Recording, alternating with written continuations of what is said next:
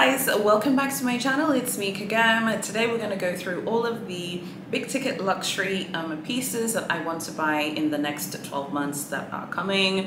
I really hope that you like this video. Most of these things are things which I've kept private, but I thought I'm going to share them in the spirit of transparency. So these are things which I want to buy basically in the next 12 months. This year has been like a big year for me in terms of big ticket luxury like things that I have bought alongside my husband. So we have this like beautiful home that we now live in that we got this year, and then also the luxury swimming pool that we refurbed here on our property, and then also the Range Rover autobiography, which was a huge like purchase. And that purchase was like really pricey because the cost of the customs and the taxes of getting the car from the UK into Tanzania was absolutely stratospherically high. So I kind of like after those experiences of like the kind of like spending the budget for like refurbing the swimming pool and also getting the new Range Rover autobiography that we purchased. But when I say new, I don't mean new from this year because the car is a few years old, but new for us, like in terms of the fact that we got it this year. I realized like how much I prefer just buying bigger ticket items. I'm not a minimalist, I'm not a low buy person. That isn't this channel. This isn't like I don't know, people talk about, oh, like, fear of missing out and feeling abundant and feeling full and all of this. That's not me, okay? I'm very much the kind of person, like, if you like something, you should just go and buy it because it's just, life is short and you might as well buy it. As long as, obviously, be financially responsible, but you should just go and buy it, if you like something. So I wanted to show you the big ticket items I want to be buying moving forward. And that's kind of my luxury shopping philosophy. As most of you know, I don't resell anything that I buy. I don't resell my things. It's just not something that I do. I have nothing against anyone who does. It's just not for me. So the way that I approach luxury shopping is I really have to love the item and I really have to love the thing. Like I remember when we were getting this house and it came with the swimming pool and the swimming pool was absolutely destroyed. It looked like an absolute mess, but I was like, oh my God, I've always wanted to have a high-end swimming pool and we can like refurbish it and make it look absolutely amazing. Now, after we had moved into the house, I remember telling my husband like, okay, let's just move in and then maybe we can refurbish it again. So we had refurbished the original swimming pool, and then I was like, we can always refurbish it, again if we want to. Maybe we could even just completely gut the thing and do it again. But then I actually realized how much I like it. It kind of looks like a saddlebag from Dior. It has this like saddle vibe to it. It has this vintage feel, which I also like. So we're not going to do anything more to it. So yeah, I think that's like the luxury purchase this year that I've loved the most.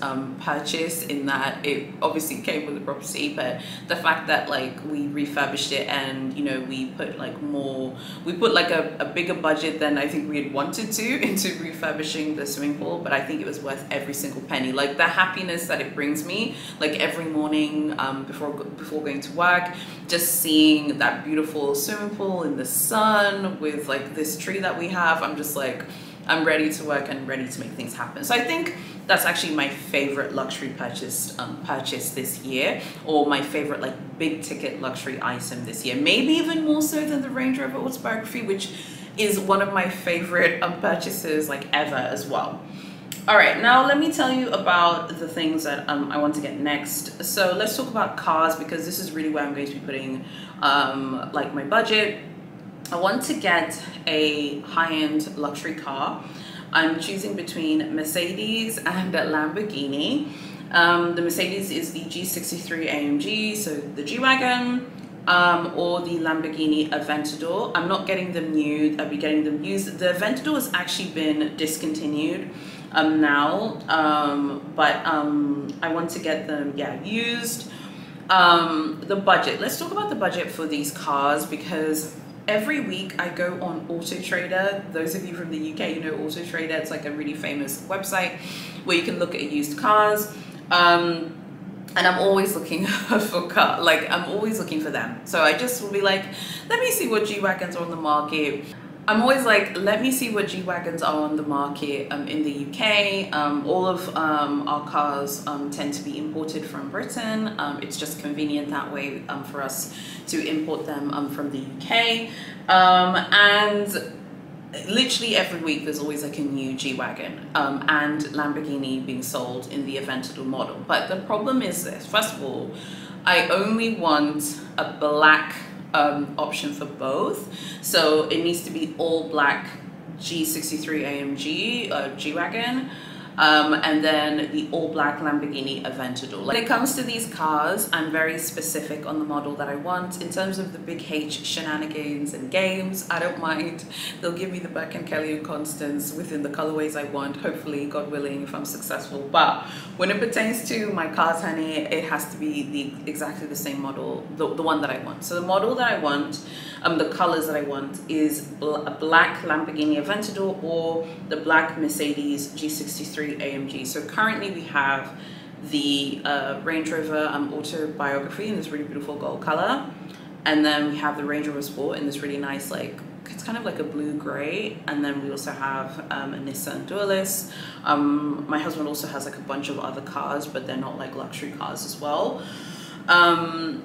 So in terms of like those two luxury cars, because it's the Range Rovers, like it really has to be the color that I want. Like in order for me to be excited, I want an all black car. So I saw one recently, but it had a lot of miles on it, because I'm going to go used. I'm not going to buy new this time. I want to go used for Lamborghini and for Mercedes, because I want to see if I really like them as cars. So I like the way they look aesthetically, but I just decided I'm going to go used this time around. So yeah, it looked good, but it had a lot of miles on it. And the Lamborghini Aventador, getting a black Lamborghini Aventador on the used market is so hard. They are so desirable. They are so desirable. Clients love them. People love them. People really want to have that all black, thugged out, matte Lamborghini Aventador. Like, people love them so much. They are incredibly difficult to find. I think I found one like 2 weeks ago, and it was like, how much was it going for? I think it was going for £250,000. And I remember, like, I swear, like 5 months ago, like a similar model to that one, so like all black, thugged out, like all black Lamborghini Aventador, was going for like £180,000. Like they're constantly going up in value because they're quite rare, and people just like love them. People love those all black Lamborghinis. There's just something about an all black Lamborghini that's super special and so luxurious. It's everything about my personal style is that car. Like, if you want to know anything about me, it's really that. Okay. So just getting that model, like £250,000, and I know you're gonna be like, oh my god, £250,000, like for a car, that's absolutely insane. And that's not even insane, that's like a really good deal. Like, those of us who follow Lamborghini, if you know Lamborghini and you know the value of Lamborghinis, you know that if someone was selling like a used car in really great condition and it was all black, and literally I was like, oh my god, it's so amazing. But because a few months ago I'd seen that one for 180,000, I was hoping to get one for just under £200,000, but now they're all over £200,000. So it's amazing to see just how desirable they are. They're very rare to come up like on like used sites and at dealerships and things like that. So still looking for my dream Lamborghini Aventador or the dream Mercedes. I'm not gonna buy both. I'll make a decision. I'll buy one. But like I said, it has to be the exact specs that I want. The next thing that I wanted to tell you guys about that has always been on my holy grail list, but this, the next 12 months coming, I want to get it, is the Pave Love bracelet with diamonds. It keeps going up in price. I really just need to pull the trigger and get it. It's 46,000 euros. I love this piece. It's one of my favorite pieces from Cartier. I also wanted to show you just some Cartier high jewelry pieces. I'd love to get like my first high jewelry piece from Cartier next year as well. I've talked to you guys about that many times as well. And then just super quick, let me quickly show you the Tank and the Panther de Cartier. The Panther de Cartier is one of my holy grail watches. I love the idea of it, but I'm also really starting to love the Tank at the moment, particularly the Tank Francaise with the like two-tone bracelet. think they're so beautiful, and I really just love everything that Cartier is up to. But the queen of all the Cartier items that I want to get is the Pave Love bracelet. I just feel like everything, again, everything about my personal style, I feel like is in that piece. I think it's super beautiful. It's really pricey, it's really expensive. I think it's worth every penny because I think it's just absolutely gorgeous. I really, really love it. The next big ticket item that I also like is the Audemars Piguet Lady Royal Oak in the two-tone, but also in solid gold as well. I think the solid gold one now is like, I think in the 33mm, I think it's probably like 51,000 euros, something like that. And then in the two-tone bracelet, I think it's like 25,000 euros, and shout out to Lucia, one of the mods of my group. She's the one who actually told me that AP had a price increase, so they actually quietly increased their prices recently. It's like 25,000 in the two-tone, although I feel like I prefer the bracelet of this watch right here, the Girard Perregaux Ladies Laureato in the two-tone, which is also on my list as well. I think they're both really beautiful watches. You can't go wrong. The price is also very similar. The Girard Perregaux one is 19,000 euros, give or take, and the AP Lady Royal Oak, as I said, is about 25,000 euros. So the price point is very similar. They're both stunning, both beautiful. I love them both as well. I like the idea of having like a solid gold watch, so I kind of love the idea of maybe just getting the gold Audemars Piguet one, but it is also really interesting maybe to get the two-tone one to see if the Royal Oak model is for me, because it's just much more wearable, like on a day-to-day basis thing. I love all of those watches. I think they're really great. There's a lot of snobbery in the watch community about you know, quartz movement watches and things like that. There's a ton of snobbery about them. I don't have that snobbery, I just don't care. Quartz movements, the quartz movement watches are known to be very durable, and many people prefer them because they're just not high maintenance like automatic watches. I think the Royal Oak ladies watch, the ones that I'm interested in, I believe that those are actually like quartz movement. I'm not sure, but I'll have to double check. So yeah, loving all of those. Would love to get all of them, or one or two or whatever. And that's kind of how I'm approaching this. This isn't so much a really strict list so much as it is like a guide. So I might get everything on here in the next 12 months. I might get one piece in the next 12 months. I might get two. You know, I'm not someone who's like quite strict about stuff like that. I just want to show you the things that I'm loving and the things that I'm very interested in buying. And then I wanted to show you this really beautiful ring. This is called, this is from Boucheron, and it's from their animal collection. It's a high, well, actually, wait, it's not a high jewelry piece, but it's priced like a high jewelry piece, but technically it's not part of their high jewelry collection. This is called Nara the Doe. Absolutely gorgeous. It's like more than 100,000 euros. It's I think it's a white gold ring. It is absolutely stunning, breathtaking, and it's obviously a doe, which is a female deer. I love this. I think this is so beautiful, so fun. I wouldn't get this like until I got the Cartier like high jewelry and my Cartier Pave Love bracelet, but I think this is such a stunning ring. I think it adds a lot of texture and character. And I love deers. I think they're just absolutely beautiful animals. I love this ring so much. I think it's so stunning. I just love that ring. I think it's so beautiful and stunning and amazing. So it's also going on my luxury big ticket list for the next 12 months going forward.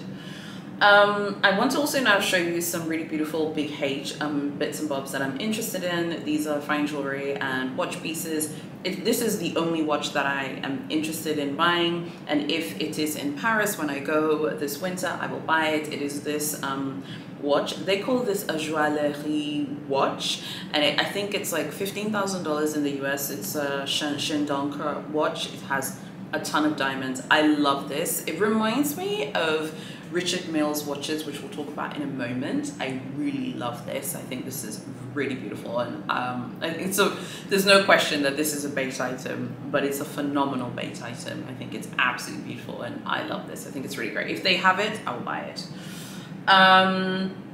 I also wanted to show you these two bangles, which I have talked about before, which are the diamond collier de chien bangles. On the screen you should see the one that is half pave. It is 17,000 euros, and then you should see the fully pave one, which is 39,000 euros. Like I said, everything here is like a guide, but everything that I mentioned in this video are things which I'm thinking about and things which I really like and think are super beautiful. By the way, everything will be linked below for the pieces that I want you guys to like have a look at. If you're interested, you can go check them out. I think that the diamond collier de chien bangles are much more modern and fresh and youthful looking, and I think that they almost look futuristic, like with the diamonds. Like if you look at the half pave bangle, doesn't it look like something that would be like on an Android or something? It looks kind of futuristic, and I like that. I feel like the diamond Kelly bracelet, I feel like is a little bit more mature for me. Even though I'm 36, I still feel I still feel super young, if that makes sense. So I feel like they're just maybe a little bit too mature for me personally. I think I prefer the collier de chien finish. Because it just looks, I don't know, it just looks edgier, it looks more modern, and it looks more futuristic. So it, like, as I said, it comes in the half pave finish and the diamond pave. I want you to comment below. I promise I'm not doing this with the algorithm. Tell me which one you think I should get. Should I get the half pave or the fully pave one? Which one do you guys like? So as I said, the fully pave one is 39,000 euros, and then the half pave one is 17,000 euros. You get your VAT back, but I think Big H only gives you 10% back anyway. I think in the US it's like $50,000, so like you really do save quite a bit buying it in France. Yeah, love these. I can't decide which one to get when I go to Paris. Like, which one would you get between these two? Would you get the fully thugged out pave one? Please don't have a moan about how you wouldn't buy designer jewelry because you'd rather go to your jeweler. Like, we have a jeweler as well, okay? Everyone has a jeweler. Just tell me which one that you think that you would get based on like which one would you get? Don't think about the profile, because both of them count. They're both phenomenal pieces of base. They both really count, and they look really good on your profile. In any part of the world, they would look phenomenal. So don't worry about that, because there's no question. Of course, I want to build a strong profile. I would love one day, maybe in the future, to be offered like a Kelly 25 Birkin 30 in Croc, you know, and I feel like you need to work towards those offers by showing a lot of loyalty. But I'd love to know which one that you like. I like them both. I feel like the fully thugged out one at 39K is so me. And I feel like I'd wear it a lot. By the way, I'm wearing my Swarovski ring here, which I love so much. I love this ring so much. But I feel like the 17K one would also look really nice. And I'm not one for being like, if something has too many diamonds, I wouldn't wear it during the day. I would happily wear something that has a lot of diamonds during the day. Which one do you think I should get? I have to make a decision, obviously, before going on my trip. I beg your pardon. So yeah, tell me which one that you like and which one you think I should get. So those are the Big H fine jewelry pieces and watch pieces that I'm really interested in purchasing. I also like the diamond Ariane ring, the large version as well. That one is also really beautiful as well. But those like the watch and the two like diamond collier de chien bangles, those are like the fine jewelry pieces that I'm really loving at Big H and that I'm adding to my luxury big ticket list. Now I want to talk to you guys about Richard Mille, which is a really famous like luxury watch brand. The watches are outrageously expensive, as with all things in luxury, and everything in luxury, like to me anyway, I don't really feel like any of these things can be justified price-wise, so I'm not one to justify them. I don't really care about justifying how much things are. I'm not going to justify like this house, the Range Rovers, like spending a ton of money refurbishing the swimming pool, because I feel like it's just a personal preference to spend money that way, if that makes sense.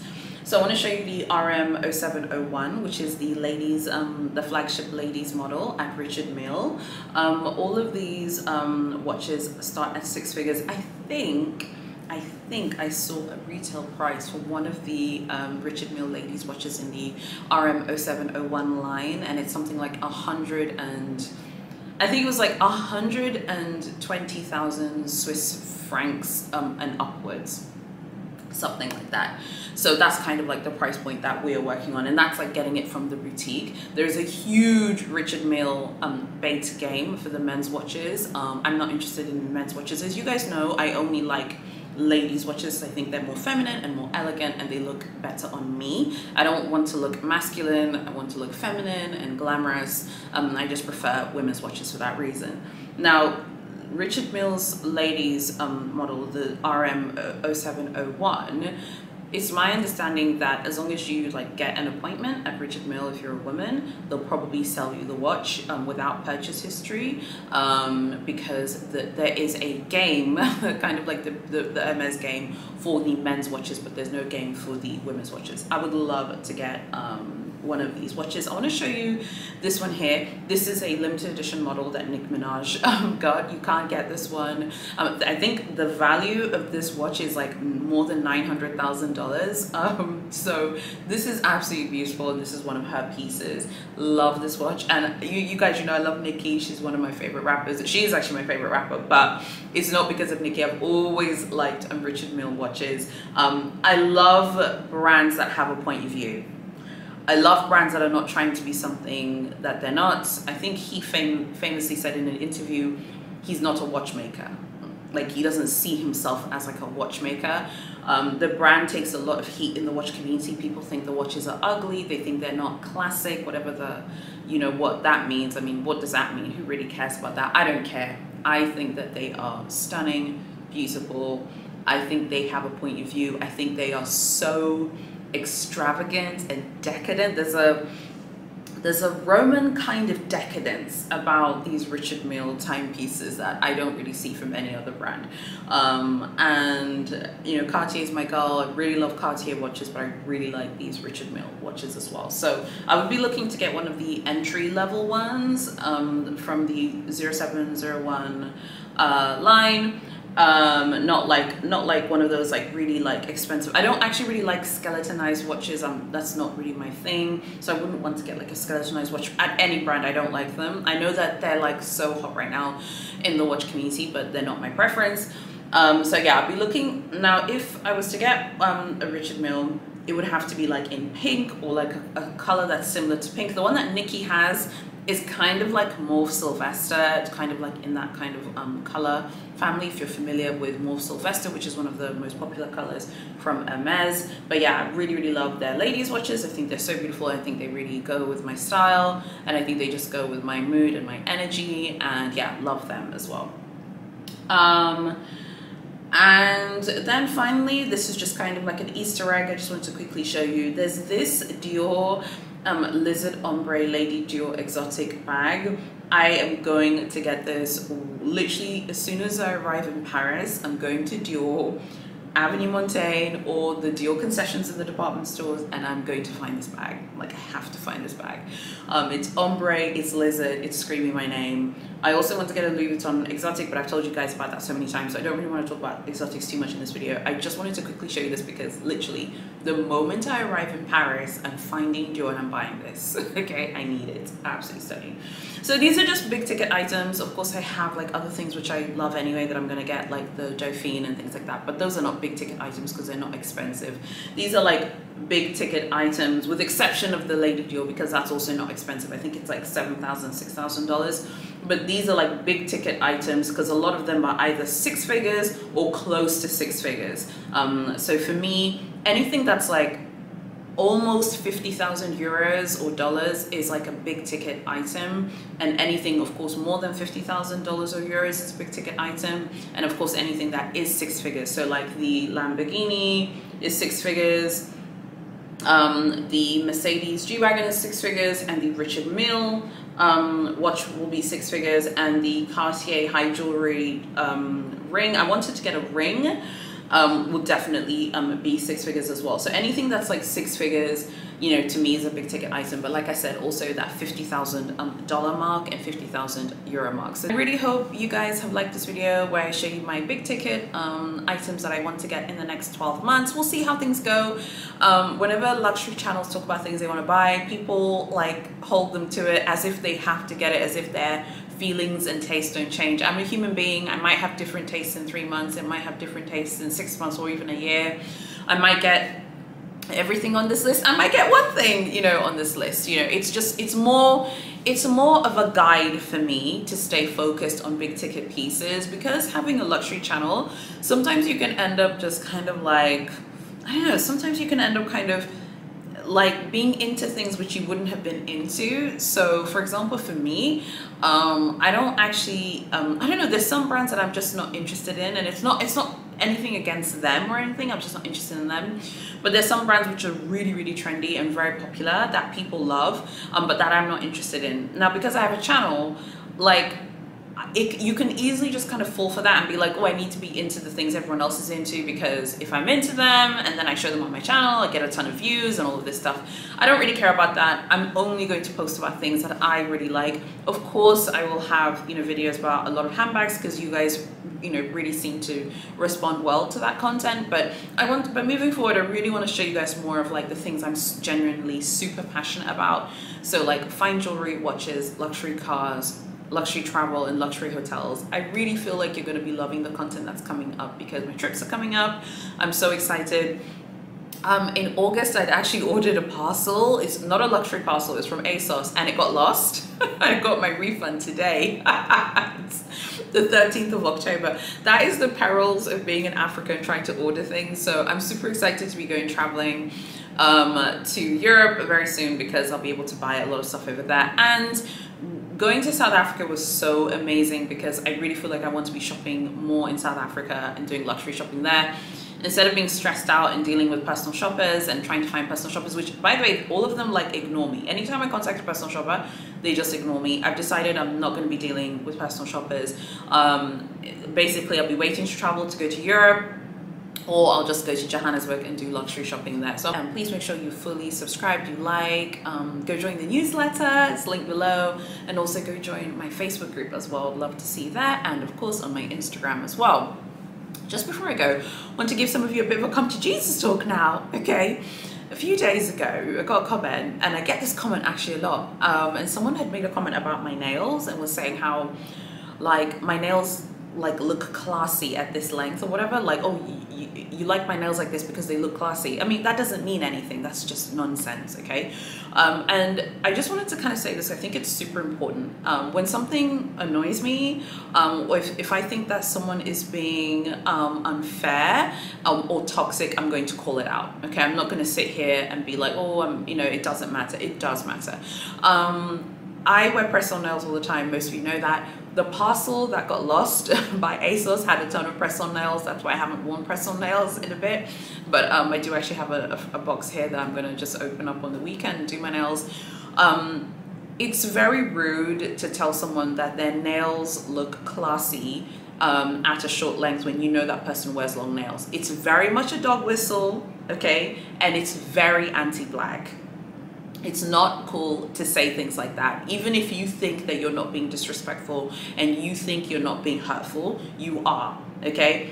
If you watch my videos, you know that I wear press-on nails, varying lengths. I like long nails. Long nails have been a part of black culture for decades and decades and decades.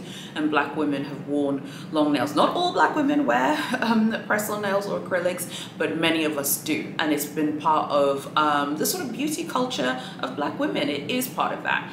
To say that to a black woman is very rude and very disrespectful. If you don't understand why it's rude, please go and Google it, boo-boo. Don't even bother coming to this channel, honey, because we are not triggered over here. I just wanted to say it because I think it's just really, really important. It's very, very offensive to say that. It's a dog whistle. I know what you're trying to say, and it's very rude. It's the same as those people who film those videos about how to be a classy woman, or how to be old money, or how to be quiet luxury, or you know, the people that say, you know, you're really tacky if you like logos. Those are very offensive statements that are obvious dog whistles that are meant to put people of certain socioeconomic backgrounds down and certain cultural backgrounds down. People know what they're saying when they say these things.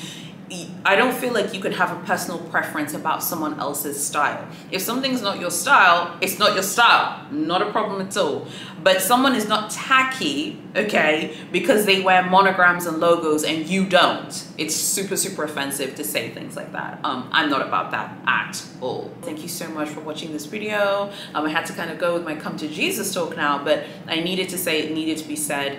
I'm not about stuff like what's classy and what's this and, oh, that person's tacky because, you know, they have long nails or whatever. If you are, this is not the channel for you, okay? So you can go on your merry way. Do not come here and write those comments. I actually get those comments a lot whenever I wear press-on nails in my videos. It's not the first time I've received a comment like that. People think that they are complimenting you. They're not. It's a dog whistle.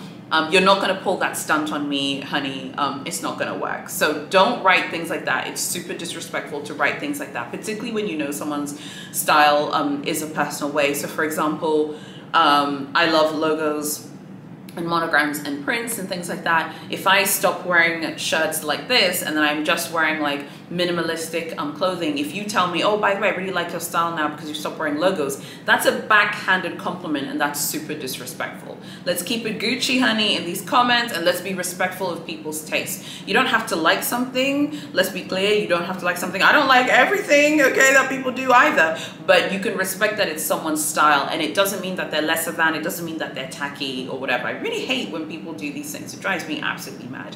Anyway, tell me what you think of all of my luxury big ticket items. What do you think about blowing a bag on big ticket items? Do you prefer buying like really expensive priced items that are like six figures, 50,000, 60,000, 70,000 euros, or do you prefer buying a lot of smaller things? I'd love to know what you think. Thank you so much for watching, and I'll see you guys on the weekend in my next video.